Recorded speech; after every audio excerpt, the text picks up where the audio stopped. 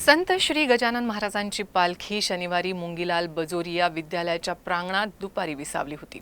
या ठिकाणी रात्रभर विसावा घेतल्यानंतर पालखी रविवारी सकाळी इथून पुन्हा शहर परिक्रमा करण्यासाठी निघाली।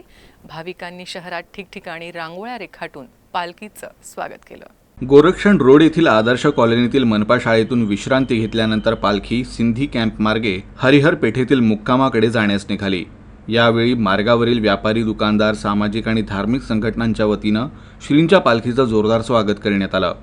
पालखीतील वारकऱ्यांना सरबत, ज्यूस, बिस्किटांची पाकिटं, लाडू, पाणी बॉटल, साबण, केळी आणि प्रसाद इत्यादी साहित्य वाटप करण्यात आलं। नागरिकांनीही रस्त्यांच्या दुतर्फा उभे राहून पालखीचं दर्शन घेतलं। तर यावेळी अनंत कोटी ब्रह्मांड नायकाचा जयघोष करताना भाविकांचं मन देखील भरून येत होतं।